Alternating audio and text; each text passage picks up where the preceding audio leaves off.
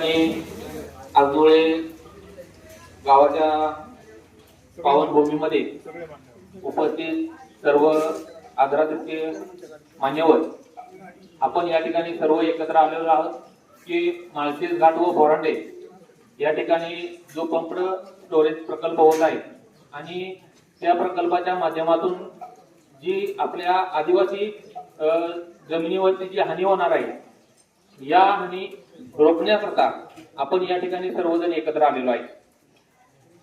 खरं तर प्रत्येक जी गावं गेलेली आहेत माझ्या मतानुसार की 79 गावं आहेत, जेणेकरून म्हणजे एकतर आपला जुन्नर तालुका आणि मुरबाड तालुका एकत्रित येऊन 79 गावे आहेत आणि बऱ्यापैकी भाग हा आपला जुन्नर तालुक्याचा झाला आहे। केवाडी पासून पाहिलं तर वरती आपलं हतवीचं पठार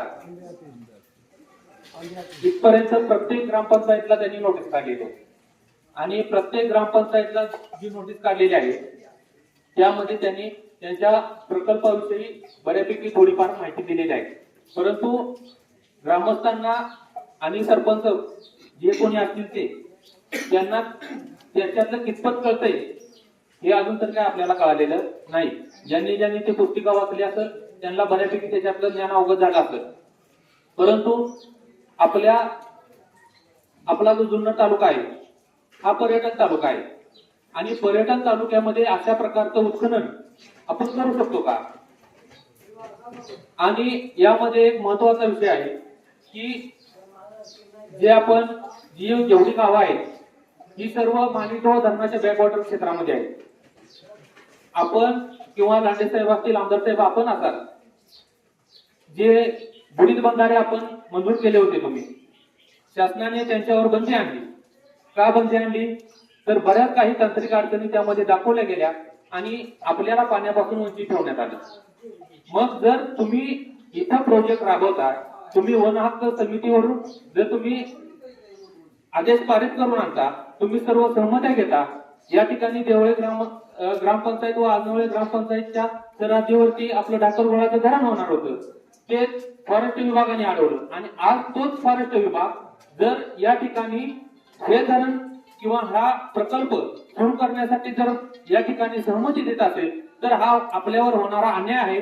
प्रत्येक जण आपल्या स्वार्थासाठी इथं काम करतोय। जर आपल्याकडे पैसा असेल, मी अदानींबद्दल बोलतोय, जर अदानींकडे एवढ्या अमाप प्रमाणामध्ये पैसा आहे तर त्यांनी त्यांचा प्रोजेक्ट जिथे गुजरातमध्ये होता तर तिथे गुजरातमध्ये करावा। आमच्या आदिवासी जमिनीवर तुमचं कामच नाहीये। आणि एक असं सांगायचं आहे की आपला पेसा क्षेत्र आहे, जर आपलं पेसा क्षेत्र आहे तर 1996च्या जो आपला पेसा ऍक्ट आहे या 96च्या पेसा ऍक्ट नुसार आपल्याला आणि आपल्या ग्रामसभेला सर्वानुमते अधिकार आहे आणि एकदा ग्रामसभेचा आपला ठराव जर पारित झाला तर त्याला चॅलेंज करायला कोणीही इथं मोकळं नाही।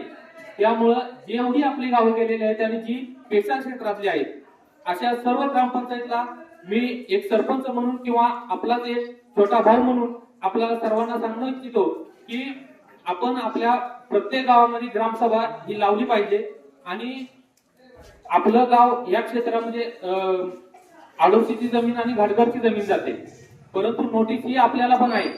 भविष्यात हा प्रकल्प एक्सपांड होऊ शकतो, आपल्यापर्यंत येऊ शकतो। हीच एक जबाबदारी आपल्याकडे आहे की आपण ग्रामसभा लावून फक्त ह्याच कारणासाठी ग्रामसभा लावायची आहे आणि या ग्रामसभेच्या माध्यमातून आपण या प्रकल्पाला पूर्णपणे विरोध केला पाहिजे।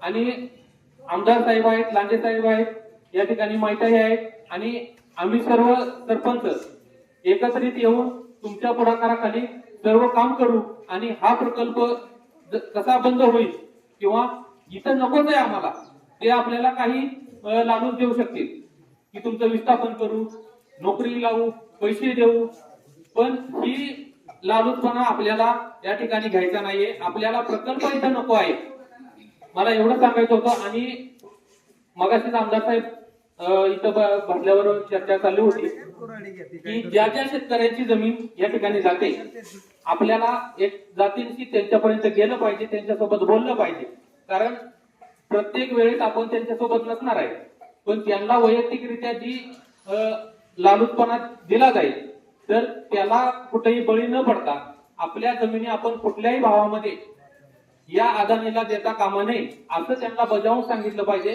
कारण हा आता 2 मिनिटाचा आपण विषय करतोय, परंतु भविष्यात ही गोष्ट खूप अवघड आहे. आपल्या पिढ्याजात आपण या ठिकाणी वाहत जरी गेलो तरी काही उपयोग होणार नाही. तर आपल्या सर्वांच्या माध्यमातून मला जे सांगायचं होतं ते मी सांगितलेलं आहे. आणि खरंच राष्ट्रवादी काँग्रेस पक्षाचा जय असो. राष्ट्रवादी काँग्रेस पक्षाचा जय असो. या ठिकाणी आमदार साहेबांचं आम्ही या ठिकाणी बोलणं ऐकून घेण्यासाठी आलेलो आहोत. त्यांनी आम्हाला जे इथून मागेही सहकार्य केलेलं आहे, इथून पुढेही तुमचं सहकार्य राहणार आहे, त्याबद्दल मी आपला खूप खूप आभारी आहे. धन्यवाद.